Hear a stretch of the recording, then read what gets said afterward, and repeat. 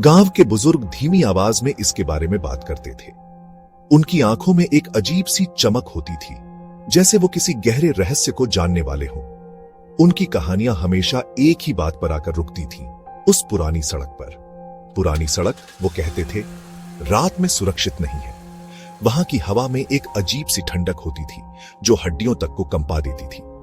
लोग कहते थे कि उस सड़क पर चलते हुए आपको हमेशा ऐसा महसूस होता था कि कोई आपको देख रहा है।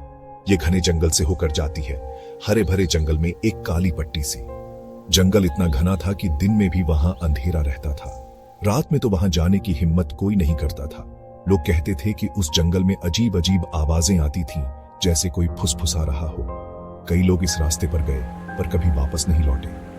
उनकी कहानियां गांव में गूंजती रहती थीं और हर बार कुछ नया जुड़ जाता था। कोई कहता था कि उसने उस सड़क पर एक परछाई देखी, तो कोई कहता था कि उसने किसी की चीख सुनी। उनकी फुसफुसाहट एक भूतिया कार के बारे में थी, जिसकी हेडलाइट्स अंधेरे में किसी शिकारी जानवर की आंखों की तरह चमकती थी।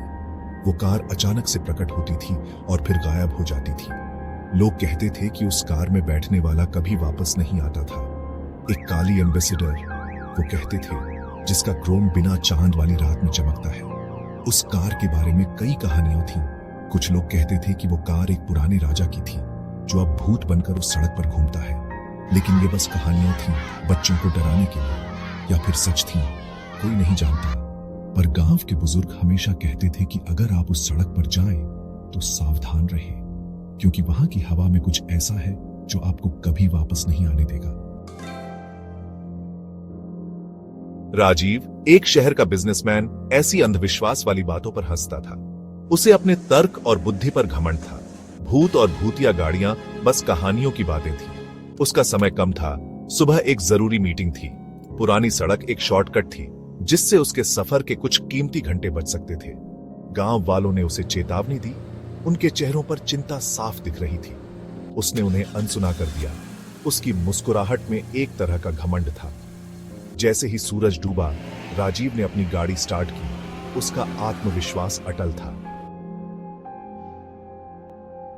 जैसे ही अंधेरा सड़क पर छा गया, एक अजीब सी खामोशी छा गई। यह खामोशी किसी तूफान के पहले की थी, जैसे प्रकृति खुद को किसी बड़े बदलाव के लिए तैयार कर रही हो। हर तरफ सन्नाटा था और हवा में एक अजीब सी गंध थी, जो किसी अनहोनी का संकेत दे रही थी। हवा भारी हो गई, मानो कुछ होने वाला हो। पेड़ की शाखाएं हिलने लगीं और पत्तों की सरसराहट ने माहौल को और भी डरावना बना दिया। आसमान में बादल घिरने लगे और चांद की रोशनी भी धुंधली पड़ने लगी। राजीव को बेचैनी महसूस हुई। उसकी रीढ़ में एक सिहरन दौड़ गई। उसे ऐसा लगा जैसे कोई अनजानी शक्ति उसे देख रही हो। उसकी आंखें बार बार रियर व्यू मिरर की तरफ जा रही थीं, लेकिन उसे कुछ भी असामान्य नहीं दिखा। उसने इसे नजरअंदाज कर दिया, इसे ठंडी रात की हवा का असर समझकर। उसने खुद को समझाया कि यह सिर्फ उसका वहम है और कुछ नहीं। लेकिन उसके दिल की धड़कनें तेज हो रही थीं और उसकी हथेलियां पसीने से भीग गई थीं। उसने अपना ध्यान सड़क पर लगाया। उसकी हेडलाइट्स की 2 किरणें अंधेरे को चीर रही थीं। सड़क पर दूर दूर तक कोई नहीं था और उसकी गाड़ी की रोशनी ही एकमात्र सहारा थी। अचानक वो टिमटिमाई, धीमी हुई और फिर पूरी तरह से बंद हो गई। राजीव का दिल एक बार फिर से धड़क उठा। उसने गाड़ी को रोक दिया और चारों तरफ देखने लगा, लेकिन अंधेरा इतना घना था कि कुछ भी साफ नहीं दिख रहा था। राजीव ने बुरा भला कहा। उसका दिल तेजी से धड़क रहा था। उसने गाड़ी के डैशबोर्ड को थपथपाया, लेकिन कोई फायदा नहीं हुआ। उसकी सांसें तेज हो गईं और उसे समझ नहीं आ रहा था कि अब क्या करे। उसने गाड़ी स्टार्ट करने की कोशिश की, लेकिन इंजन ने साथ नहीं दिया। उसने कई बार कोशिश की, लेकिन हर बार इंजन ने जवाब दे दिया। राजीव की चिंता अब डर में बदलने लगी थी। उसने सोचा कि क्या उसे गाड़ी से बाहर निकलकर मदद मांगनी चाहिए, लेकिन इस अंधेरी और सुनसान सड़क पर कोई भी नहीं था। वो अकेला था, अंधेरे में खोया हुआ। फिर दूर से उसने उन्हें देखा, रोशनी के 2 बिंदु पास आते हुए। वो हेडलाइट्स थीं, लेकिन ऐसी जैसी उसने पहले कभी नहीं देखी थी। वो एक अजीब सी तेज रोशनी से जल रही थी, एक ठंडी सफेद आग। फिर उसे आवाज सुनाई दी, एक धीमी गड़गड़ाहट, जिससे उसकी रियर में सिहरन दौड़ गई। ये तेज होती गई, साथ में डामर पर टायरों की चीख भी। अंधेरे से एक आकृति उभरी, एक पुरानी काली एम्बेसडर, इसका क्रोम अपनी हेडलाइट्स की अलौकिक रोशनी में चमक रहा था। भाग 5, जान बचाकर भागना। डर, बिल्कुल असली डर, राजीव के अंदर दौड़ गया। उसने घबराहट में गाड़ी स्टार्ट करने की कोशिश की। उसके हाथ पसीने से भीगे थे। इंजन हांफा, फिर स्टार्ट हुआ और जोर से चलने लगा। उसने गाड़ी गियर में डाली और एक्सेलरेटर दबा दिया। काली एम्बेसडर उसके ठीक पीछे थी। उसका हॉर्न बज रहा था। आवाज एक दर्द भरी चीख की तरह रात में गूंज रही थी। वो उसके पास आ रही थी। उसकी हेडलाइट्स किसी शिकारी जानवर की आंखों की तरह अपने शिकार पर टिकी हुई थी। भाग 6, रात में समा जाना। राजीव ने अपनी गाड़ी पूरी स्पीड में दौड़ाई। इंजन चीख रहा था। उसकी आंखें सड़क पर टिकी थीं, लेकिन मन में एक अजीब सी बेचैनी थी। वह जानता था कि कुछ गलत हो रहा है, पर क्या? यह सवाल उसे परेशान कर रहा था। आगे की सड़क धुंधली थी, जैसे कोई रहस्यमयी पर्दा हो। हर मोड़ पर उसे लगता कि कोई छाया उसका पीछा कर रही है। धुंध में छिपी हुई चीजें और भी डरावनी लग रही थीं। दोनों तरफ के पेड़ रात में भूतों जैसे लग रहे थे। उनकी टहनियां जैसे किसी की ओर इशारा कर रही हो। राजीव को ऐसा महसूस हुआ कि ये पेड़ उसे रोकना चाहते हैं, उसे चेतावनी दे रहे हैं। उसने अपने पीछे के शीशे में देखा।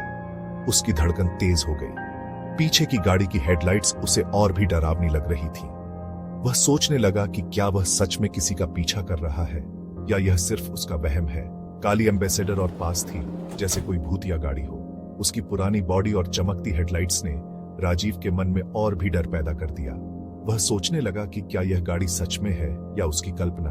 उसका ग्रिल एक खुले हुए मुंह जैसा, जैसे किसी राक्षस का मुंह हो। राजीव को ऐसा लगा कि यह गाड़ी उसे निगलने के लिए तैयार है।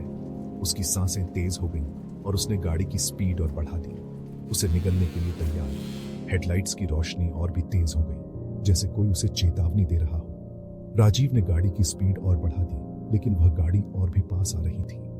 सड़क पर एक तीखा मोड़ आया और फिर कुछ नहीं। राजीव ने गाड़ी मोड़ी, लेकिन पीछे की गाड़ी गायब हो गई। उसे समझ नहीं आया कि यह कैसे हुआ। क्या वह सच में किसी का पीछा कर रहा था या यह सिर्फ उसका वहम था? राजीव की गाड़ी गायब हो गई, अंधेरे में समा गई। वह सोचने लगा कि क्या यह सब सच था या सिर्फ एक बुरा सपना। उसकी धड़कनें अभी भी तेज थीं और वह समझ नहीं पा रहा था कि क्या हुआ। रात फिर से अपनी अजीब सी खामोशी में लौट आई, जैसे कुछ हुआ ही नहीं। राजीव ने गाड़ी रोकी और बाहर निकला। चारों ओर सन्नाटा था, सिर्फ हवा की आवाज सुनाई दे रही थी। बस हवा में पत्तों की सरसराहट की आवाज आ रही थी। राजीव ने गहरी सांस ली और सोचा कि क्या यह सच में किसी भूतिया गाड़ी का शिकार हुआ था या यह सिर्फ उसकी कल्पना थी। रात की खामोशी में वह अकेला खड़ा था, सोच में डूबा हुआ। भाग 7, जहां परछाई रहती है। अगली सुबह गांव वालों को राजीव की गाड़ी सड़क पर खड़ी मिली। ड्राइवर साइड का दरवाजा खुला था, इंजन अभी भी चल रहा था, लेकिन राजीव गायब था, बिना किसी निशान के गायब। पुलिस ने जांच की, बिल्कुल उन्हें कोई स्किड मार्क्स नहीं मिले, संघर्ष के कोई निशान नहीं। गांव वालों ने कोई जवाब नहीं दिया, बस दुख से सिर हिलाया। वो जानते थे क्या हुआ था। पुरानी सड़क के भूत ने एक और शिकार कर लिया था। भाग 8, एक पक्का वादा। पुरानी सड़क वैसे ही रही। इस दुखद घटना की एक खामोश गवाही। गांव वालों ने इससे दूर रहना शुरू कर दिया। उनकी फुसफुसाहट पक्के वादों में बदल गई। वो दूसरों को चेतावनी देंगे, ये कहानी सुनाएंगे। शहर के लोग भले ही हंसें, लेकिन वो सच जानते थे। कुछ चीजों को बिना छेड़े रहना ही बेहतर होता है। कुछ रास्तों पर नहीं जाना चाहिए, खासकर रात में। भाग 9, वो रास्ता जो नहीं लिया गया। काली एम्बेसडर फिर कभी नहीं दिखी, कम से कम किसी ऐसे को नहीं जो जिंदा बचकर ये बता सके। लेकिन अंधेरी रातों में जब हवा पेड़ों से टकराती है, कुछ लोगों ने कसम खाई है कि उन्होंने इसे सुना है। हॉर्न की दर्द भरी चीख, डामर पर टायरों की आवाज उस रास्ते की याद दिलाती है जो नहीं लिया गया। अविश्वास की कीमत।